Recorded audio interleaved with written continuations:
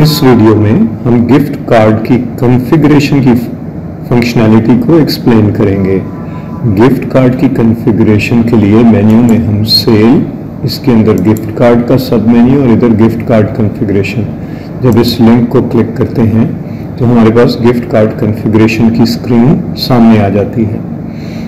इस check box को click करने से गिफ्ट कार्ड की फंक्शनैलिटी निम्बस में इनेबल हो जाती है।